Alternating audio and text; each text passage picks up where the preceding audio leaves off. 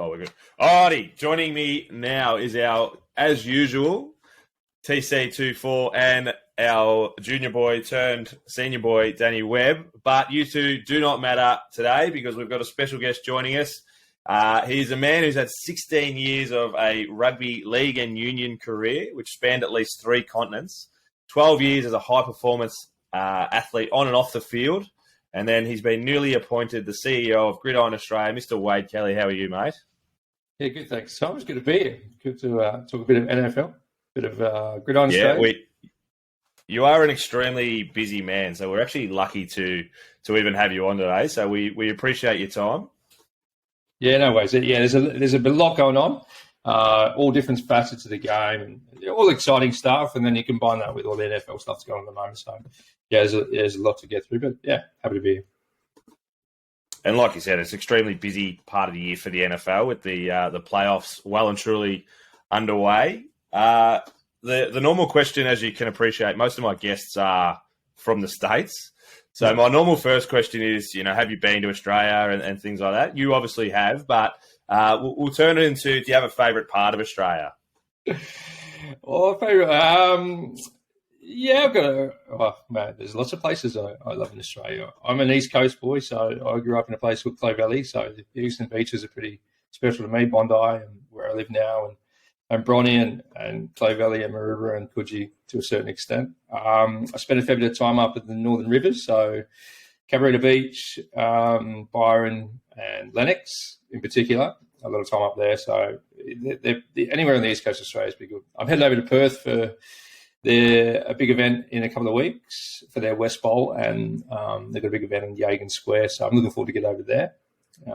Yeah, a lot of different places. Yeah, beautiful. You've pretty much covered the whole of Australia, which is nice. Yeah.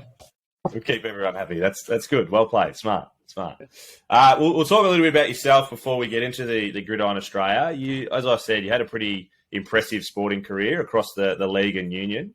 It took you to, you started in Australia, then you end up over in Europe, finished off over in the States. Again, was there anywhere in particular that you really enjoyed playing, or that was, you would say, the best place to play? No, I mean, there was no bad places, right? So the beautiful thing about sport is it can carry you right across the world, and you instantly land with a huge group of friends and a huge community there that supports you. So I had a fantastic time here in Australia. Obviously, I grew up playing rugby league here in Australia, and then joined the Broncos and then the Bears before we got booted out of the NRL. And then I switched over to rugby union, a bit of time here with Randwick, which was fantastic again, and over to Wigan. Spent 8 years in the UK, which is really different. I thought I was going to go for 6 months and ended up loving it and stayed there for 8 years, and then ended up on an island off Italy called Sardinia for a year, playing one of the top clubs over there. And then, I finished off in New York, and that's basically where I started to really take on the game of NFL and have a look at it a lot closer.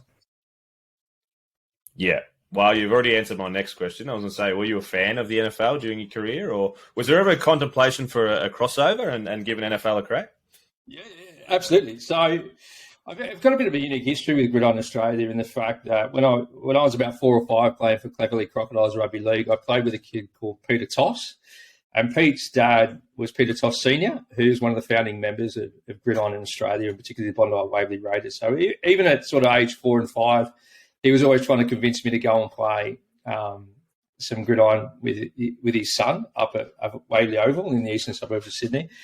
And then when I was playing in Europe, I had 3 shoulder reconstructions, but I used to come back in the off-season for a month. We get a month off in between the seasons, and I sort of was allowed to come back to Australia if I had someone that would look after me physio-wise when I was playing pro over there in Europe. And luckily for me, my cousin, one of my cousins, Adam Pascoe, was a really good physio, and Adam was a wide receiver for the Australian Outback team and also the physio for the Australian Outback team. So I really had a good close connection with Gridiron Australia here through Pete Toss and then also through Adam. And then obviously when I moved to New York, the boys had season tickets for us over there with the Jets, which you might say is unfortunate, particularly the last 10 years. But I've seen a lot of tailgate parties, and I've seen a lot of action with the Jets. So sometimes those tailgate parties towards the end of the season, we didn't actually make it into the games. But I do have a long history of the game. I remember my dad playing the 90, I think it was 88 or 89 Super Bowl 49ers versus the Bengals, where Jerry Rice and Joe Montana and those sort of guys were playing in that game. So, yeah, 49ers were my team up until the time I moved to New York. Yeah. So you stuck with New York, or are you a 49ers fan? Thick and thin. I'm Jets all the way. And everyone's saying, this season's been, apart from the last 7 games, it was the top 7 games. a huge turnaround for where we were at for the last 10 years. I got full confidence in Joe Douglas and Rob Saleh, and the guys we got there. Maybe we get an experienced quarterback and things start to change for us. Yeah, but yeah, always thick and thin. Going off cuff a little bit here, I did hear rumours that Tom Brady's going to come to the Jets. Would you take him? Tom Brady, Aaron Rodgers, Lamar Jackson. Come on. They're all coming. Derek Carr. Take Aaron. Team happy with that. As you can tell, I'm a big Packers fan. So you guys had us covered this year. So we don't even need to go across that. Yeah. Yeah, good little chuckle. I like it. For those that don't know and aren't quite across Gridiron in Australia, can you just give us a little bit of a rundown? Like, I know it's state league based, so which states have leagues, and what time of year are they playing, and things like that? Yeah, I think it sort of speaks to the interest in the game here in Australia. So every state's got its own league, except for currently Northern Territory. And historically, Northern Territory has had its own league. And there are various states of development. Like I said, historically, the game's been here for 40 years, right?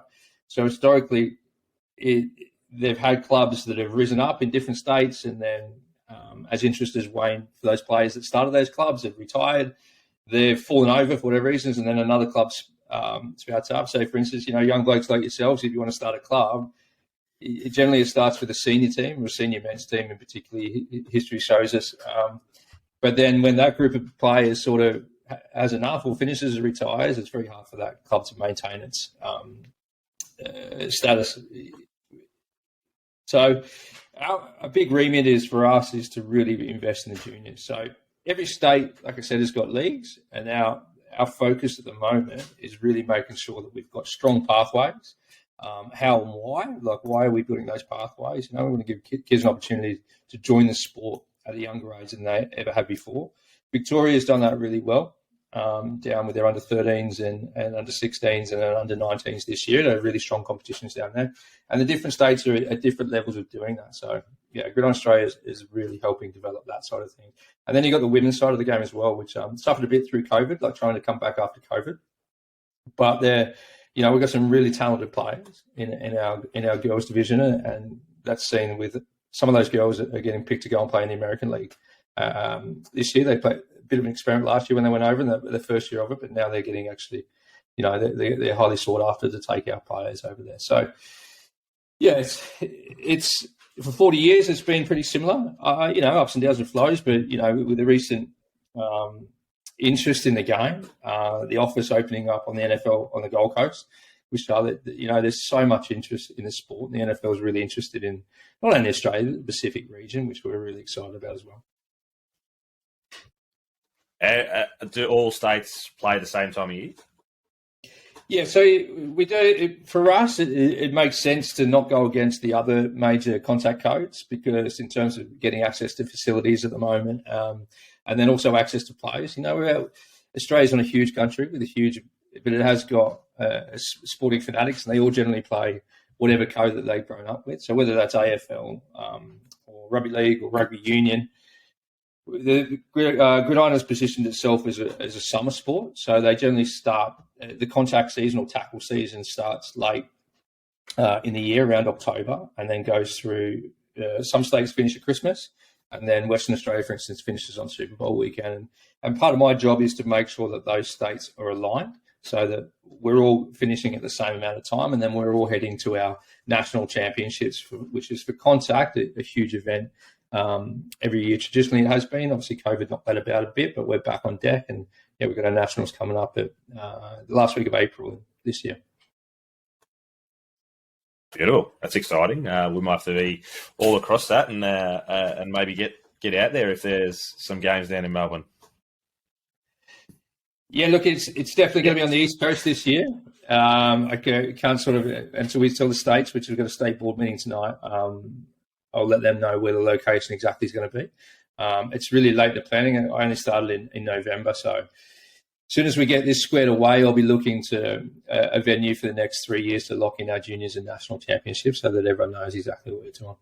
And building those pathways and calendars out, particularly, if things go well with flag with the Olympic side of things, we really need to have our calendar planned out to 2028. You don't want to release it here, sorry, where you're playing? No. So the States are the first to know that, so they'll find out tonight exactly where we're playing. I will say it's on the East Coast of Australia. Nice. We should have spoken tomorrow. How do you find, Wade, the crossover of the state leagues running at the same time as the NFL? Do you see it as a bit of a challenge or more of an opportunity, like to sort of grow and pump up the game while there's the interest of the NFL running at the same time? Yeah, definitely. That's the key, right? So most of the interest from our fans for our senior league is the NFL. We're looking to for our players to go to US colleges if they get an opportunity to go over there in the NFL. So most of the interest around the game is that time of year. So we're looking to mirror exactly the college seasons and the NFL season, particularly the NFL season. With our time difference, you know what it's like. I'm the same as you guys. I get up early on Monday mornings to watch the games and then try and take a day off work on Monday if there's some really good games on. And then Friday morning as well, watch that. So it's a challenge for people to watch a game. And I'll get to that in a second. But so for us to actually provide live football in the community over the weekends during the NFL season is fantastic. It's a fantastic opportunity, and we want to really capitalize on that. If you like your NFL and you want to see it actually live in Australia at good times, then it's perfect for us, and it's the ideal scenario to have us combined with the NFL season. Yeah, for sure. And as you were saying, what drew you to the CEO role? Oh, sorry, Danny, you go. I was saying, as you were saying, with the pathways to go play in the States and people getting signed by colleges and stuff like that, are those pathways becoming easier now with more spotlight, I guess, on Australia's gridiron? Yeah, absolutely. So it's even starting at high school, right? So there's some amazing stories at the moment of guys that have come through Gridiron Australia. There's a couple in particular down in Victoria that have really are going to come onto the scene in college football over the next few years. So starting earlier and earlier. I think traditionally it's come from other sports, but that's a huge focus of ours. It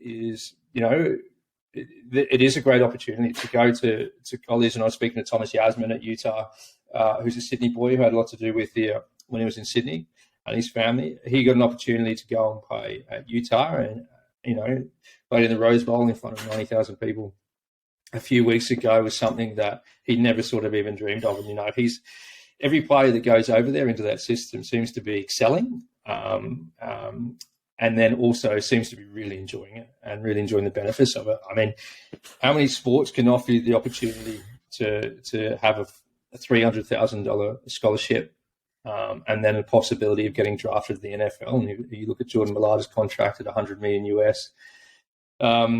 That's a fair few salary caps back here if you on one player if you're looking at AFL or NRL. So it's a real dream for those guys to go over there. And we're lucky. We're lucky that we feed into that system and our athletes really measure up really well.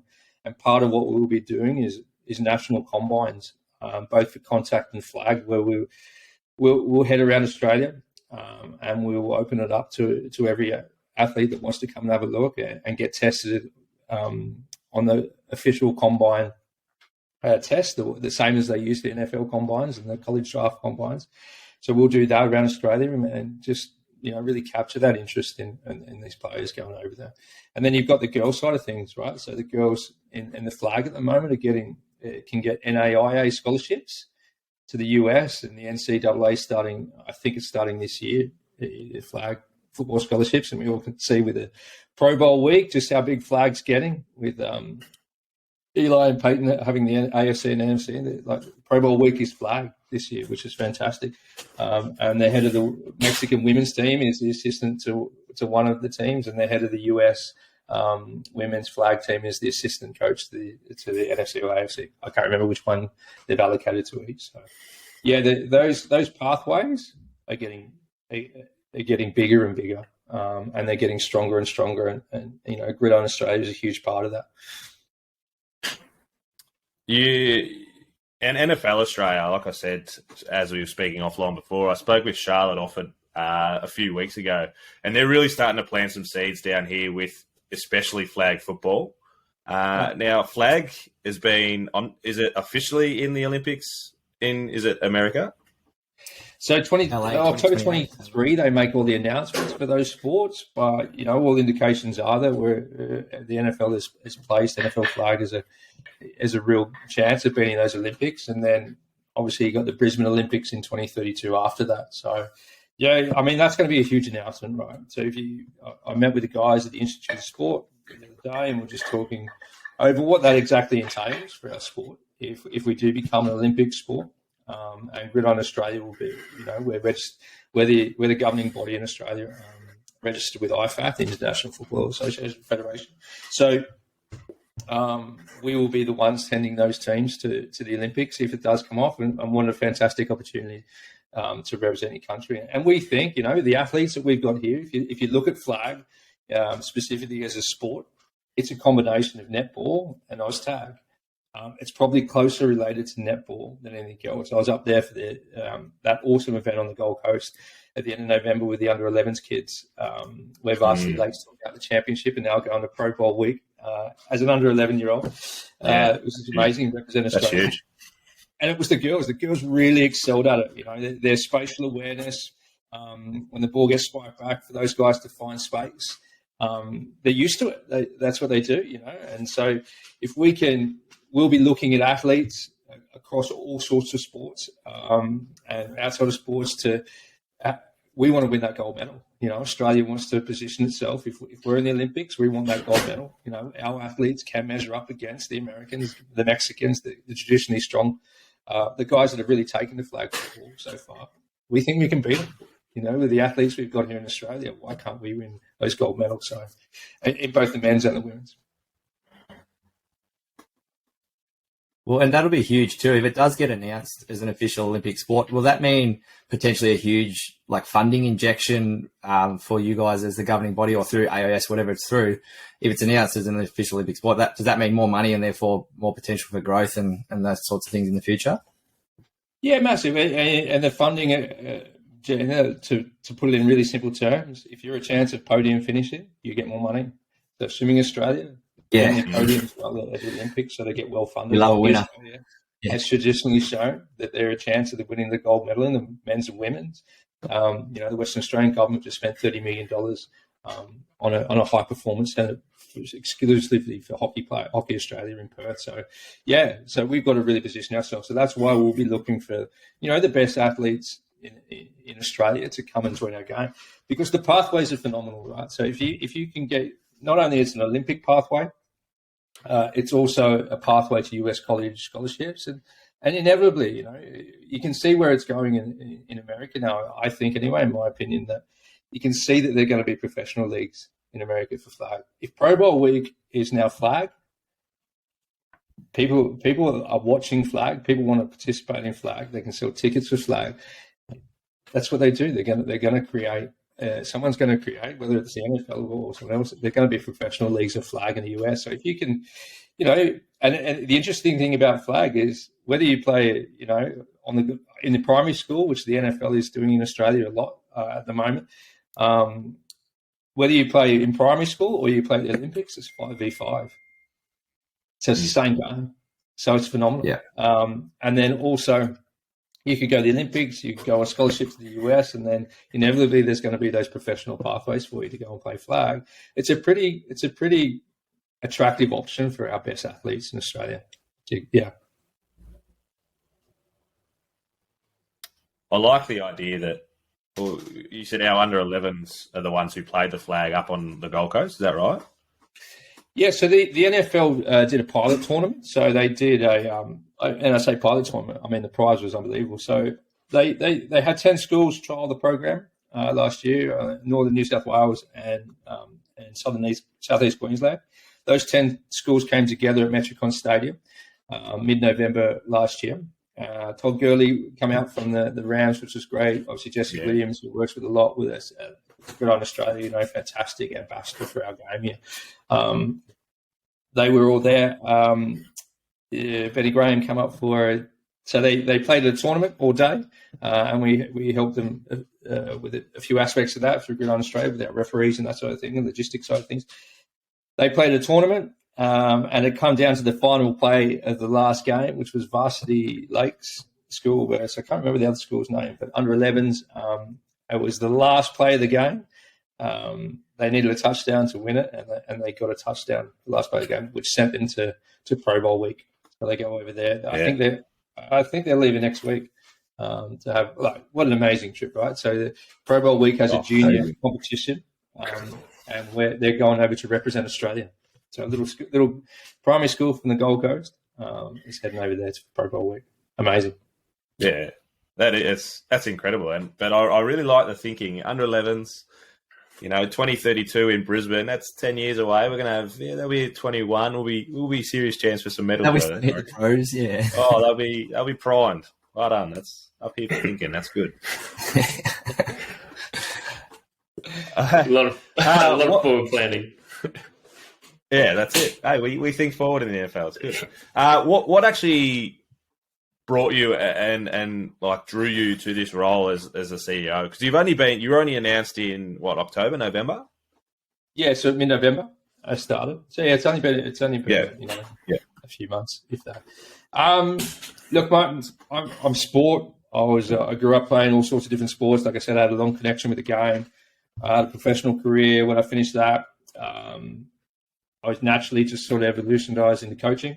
And then when I got into coaching, both on amateur level and professional level, I realized, there's a guy called Wayne Bennett, famous rugby league coach, says, if you don't get your front office right, you're not going to be a chance on the field. And I really realized that if you didn't have the off-field stuff all sorted through the front office, then it was really challenging to get the on-field stuff right. So I started to get really interested in that. I'm also interested in psychology of sport and what that brings. So I've got a master's in performance psychology. And so I started to morph more into that off-field role, particularly with some stuff in Sydney and the stuff in the UK and even in Spain. So when I came back to Australia last year, and I was looking around different sports, and this role came up, and I spoke to a few different people. I could always go back into rugby league or rugby union, but I'm so excited about. I love the game. I love the NFL. I love the game itself. I didn't know about the opportunities for flag, and when I started talking to the guys about the opportunities that were coming up for flag, I just thought, this sport is just going to explode, and I want to be a part of that. And I think I can help, and I can add some value with my experience and the other codes that I can transfer across to this and really make sure it soars. Beautiful, yeah. Might as well get into the grassroots and really see where it can take you. You mentioned when we chatted that there's some things in the pipelines that you want to kind of glaze across. So I'll let you speak about it, but we've got some exciting things coming up. Yeah, we've got some really big things coming up, whether that's for the flag side of the sport or for the tackle side of the sport. And as I alluded to before, we're really, really lucky in the fact that we've got some fantastic ambassadors, Australians in the sport, and guys that come to mind are Adam Gotsis, the Jags, and even looking back through the history, guys like Paul Manera and some guys like that have sort of pioneered. Maybe didn't make the NFL era, but they really grew the game over here in Australia. And one of those guys is just a phenomenal ambassador for us and the sport is Jesse Williams, and Jess's story is pretty well known. Obviously in the NFL world, it's really well known, and but maybe not as well known as it should be here in Australia. And I think that's going to change a lot. Yeah. It's already changing a lot, and you can just see. And Jess's story is just phenomenal. You know, he found the game as a teenager, and it probably saved him, you know, in his words, from going down different paths that weren't that attractive, didn't have great outcomes, and he fought his way through. He got an opportunity to go to JUCO, and then he fought his way through and landed at Alabama. Spent 4 years under Coach Saban, where he just excelled. His work ethic was just phenomenal, and I'll get to that in a second. And Jess is then, you know, got picked up to go into the draft, and he sort of did this all on his own back. You know, when the draft got announced, Jess was in the gym and he was training, and he said, "Yeah, the draft's nice, but I need to be ready for whatever comes next." And he got picked up by the Seahawks, and they won the Super Bowl in his first year there. So, you know, that's an amazing thing in itself. And then, you know, he got hit by a couple of big injuries with his knees, fought back from that. And then, you know, he got the diagnosis that he had cancer. And so he lost a kidney, and, you know, a lot of other stuff he had to battle through. And he actually battled back and managed to play another 7 games after that before, you know, his body just couldn't handle that intense pressure that he put it under. So he's come back, and he's really, you know, he's so passionate about the opportunity that he took, and he wants to make it an opportunity for a lot more kids in Australia, and he wants to make it more accessible for those. So we're working with him on some things to make that possible, that we're really excited about, which we'll be announcing it on Super Bowl day with an event here in Sydney, which is really exciting. And you know, that announcement is about getting people, getting Australian youth involved in the game, and showing them exactly what it is. And there's some brilliant things that are going to come from that, largely driven by Jess, and the opportunities that he can sort of introduce these kids into, and that he wants to go on that journey with them and mentor them as well. You know, he's just got, you know, a phenomenal presence, right? Huge guy, comes in, looks like you wouldn't want to run into him if he was angry. Then starts to talk. You know, he's articulate, he's intelligent, he's passionate, he's hugely charismatic, and he's hugely caring. You know, he's got a huge heart, and sometimes he expends that heart so much he exhausts himself, and he needs to keep that in check. But this is a real big passionate thing for him to give those kids in Australia an opportunity that he had and make it easier for them. You know, he's constantly mentoring these guys. You know, Frankie Tinalau that's gone over to Miami this year from Brisbane. You know, Jess is constantly mentoring. As soon as I got involved, I knew Thomas Yasmin from my history with him here in Sydney, and I was speaking to Thomas, and I said, look, if you want to chat to Jess, he'd be more than willing, because he was umming and ahhing whether he was going to go back to college, stay in college, or go declare himself for the draft. And Jess just gave him a ring straight away and talked him through all the pros and cons in that, because he's lived it and he's done it and he knows what to do. And he's like, anecdotally, like, his work ethic is still phenomenal. Like, we went down to Melbourne just before Christmas just to meet the guys down there and do some stuff down there, and catch up with the guys at Pro Kick Australia, who is good friends with Jesse. And he said, look, we're going to go and train with the Pro Kick guys in the morning. And I'm retired. I'm 40, you know, mid-40s. I don't do a lot of training. So I said, yeah, okay, I'll come along. Yeah, that'll be good. We could go and meet Chapo and the boys and catch up with them. And he said, I'll be outside your room at 4:30. In my head, I was thinking, he's obviously talking about AM or PM. Yeah, that's what, yeah. And no, he was talking about 4:30 in the morning. So I didn't think it was going to happen, but 4:29, there was a knock on my door, and he's like, "Come on, what?" And I said, "Okay, you're right." And so we did that, and then we finished at like 11 o'clock at night with dinner with a few people in Melbourne, and he was still going 100%, and I was falling asleep at the table. I got 2 young kids, so sleep for me is very important. I don't get a lot of it, so I thought I was going to have a nice night's sleep in Melbourne. I didn't, and then he said to me, "Oh, you're going to train in the morning?" And I said, "Oh no, I think I'll let that one go through the keeper, mate. You go for your life." You can have that one. Yeah.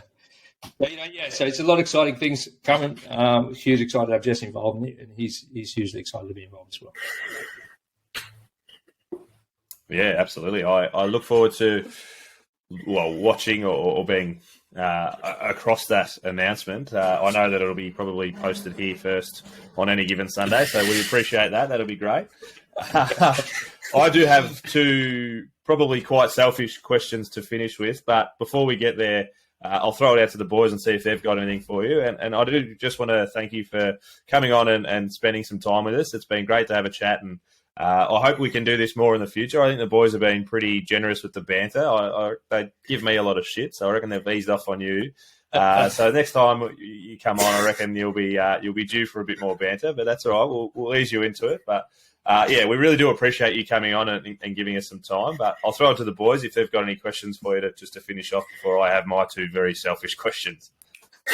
We're trying to keep it professional, Macca, like slightly. Nah. I don't want to step on your toes, Macca, with any potential questions you might have, but just thinking in terms of the future of NFL in Australia, Wade, like, do you ever see, with the NFL wanting to expand, is there ever a possibility of a professional NFL game getting played in Australia, do you think? Like, how far down the road do you think that sort of is potentially? I think everyone can see the huge interest in the game here, and for me, I don't think you open an office in the Gold Coast for no reason. I think they see that the huge appetite for the game down here. So inevitably, there's games in Europe at the moment, and they're doing fantastically well over there. That first game in Germany. So you would think that the games in Mexico is obviously a lot easier for us. There's, the Major League Baseball came down here. I think it was 2013, through More Sports. They brought those guys down here to play the opening round. So it's been done before. And I think, the NFL realises there's so much appetite for the game here. So I think, it's only my opinion. I don't know. I'm not professing to know what their plans are, but it's inevitable. Yeah, awesome. There's definitely the appetite for it. Oh, yeah. And do you think there would be complications because of the length of the flight, of them, like a whole team, the whole players coming over, and how that's going to work within their schedule? I think if you take the Major League Baseball, they sort of did all the they sort of broke down barriers for that, right? I caught up with Jason Moore, who was head of More Sports, and they're the ones that brought those guys down for that opener. Maybe it's how they did it with the Major League Baseball was a standalone week as round one, and which gave them enough time to get back and recover. There was some hugely funny stories from Jason about that event and leading up to that event and the challenges that were posed to pull that event off, but they did it, and it was a resounding success. And all those teething problems that they went through is something that the NFL is definitely obviously going to learn off and make it a lot simpler for him next time. But yeah, Jace, having lunch with Jason, talked to him about it, and he was adamant that he would definitely do it again. He had learnt so much from that, and he couldn't see why that the NFL wouldn't want to come down here and do that. One of the challenges he proposed was the stadiums. Some stadiums are not equipped to, which I couldn't sort of work out because of the height of the first row is too low. So he was thinking about the stadiums that could actually manage to configure themselves so that they were a bit higher on the first row. But yeah, all logistics. Yeah. Beautiful. Well, it sounds like that at Super Bowl you're announcing that we've got a game down here, so that's beautiful. Good to hear. I like it. Yeah, that'd be nice. Unfortunately, I don't have the control of the NFL, but yeah, I'd love to. I appreciate you, Carts, not standing on my toes, but you did absolutely crush them with that question. That was one of my questions. Yeah. But I do have one final one. A little bit of research led me to, so in my own personal life, I always wanted to, and possibly going down the path of becoming a helicopter pilot. Is this any truth to the rumours that you are one, and when can we meet up and go for a flight? Yeah. I'm a PPL pilot, so I'm a private pilot. I did that in the UK when I was playing professionally over there, with a view to do it as my career when I finished. And there's certain things, flying for fun is brilliant. Flying commercially has its challenges. Incidentally, the other guy that's a trained pilot is Jesse. Jesse's a trained pilot on R22s and R40s as well. It's quite common for professional athletes to become pilot. I don't know why. Maybe it's a thrill. Too much time. Too much time. Yeah, too much money to waste. And it gives you a good adrenaline rush, you know. And that's something that you're always looking for when you finish the game, because it's hard to replace. PPL pilot. Yeah, anytime you're in Sydney, we can go for a flight. I took my wife over the Harbour Bridge on New Year's Eve one year. We were talking about that the other day. Some pretty special flights. Jess, I was actually talking to Jess this morning about it, and he was telling me about how the height restrictions and the flying conditions restrictions in Seattle are hugely different to Australia. In Australia and in the UK, you've got to have a nighttime rating, whereas in the US you don't, and there's no height restrictions. So he said he would just literally be flying through buildings with another pilot right next to buildings where he could see on a long lens. He could see his reflection in the building windows. So it was a bit hairy, scary. They're a little bit more liberal with their. Yeah. I did get offered a job. I got offered 2 jobs. Well, actually, no, I got offered 3 jobs. I got offered a job to fly down in Nice, between Nice and Monte Carlo. They use them like taxis down there. I also got offered a job. A mate runs a safari thing in South Africa in Kruger National Park. I got offered a job down there. And the other job I got offered was in Colombo. And I very quickly knocked that one back. Yeah. I heard that pays well, though. That's very well. Yeah, short career there. You might not be around to spend it. That's the only problem. Grouse. I look forward to me, you, and Jesse hitting the airways together and taking off. It sounds like it'll be good fun. Yeah, we might need a big helicopter. Yeah, not for me, but beautiful, mate. That's all I've got for you. I don't know if the boys have any more, but like I said, I really do appreciate your time, and I look forward to speaking to you again in the future. I'm confident that we can say that you're a friend of the show now, and we can speak more and catch up more as we go forward. Okay. And one question for me before I leave. Oh, here we go. Olympics 2028. If we get the go ahead in October, what position are you going to try out for? It's an open age, Australian tech. Is it? All right. I don't know if you can tell in the camera. I'm 5'0", so I don't think wide receiver or tight end would be me, but probably a running back or something, or that'll be me. Kart, you're a bit taller. Where would you go? I could get into a receiver spot, maybe. Yeah. You haven't had a dodgy knee, though, so I don't know how that would go. Be fine by then. And Danny, I don't know. I imagine you've kept up on our episodes, Wade, but Danny is extremely injury prone, so I don't know how well you want him. He might be a coach or something, maybe. No, just put me in the QB spot. I'll be right. Just protect me. I need a good line. It's good start. Well, it's flag, so there's no tickle. Should be fine. Yeah. Do you any openings you reckon that we should be taking on, Wade? Or? Well, if you get down to the combines, I reckon you give yourself a shot. Yeah, there we go. Sounds like we're all taking annuals at the same time. That's perfect. Yeah. All right, boys. Nice, beautiful. All right, Wade. Like I said, anytime you've got anything you need to announce, feel free to come on board, and we'll get right around you. Sure. Thanks, boys. Appreciate it. I've got Chrome now too, so it'll be Thanks, mate. easier. Yeah, that's it. You're up with the technology. That's good. Thanks, boys. All right. Thank you very much, mate. So, yeah.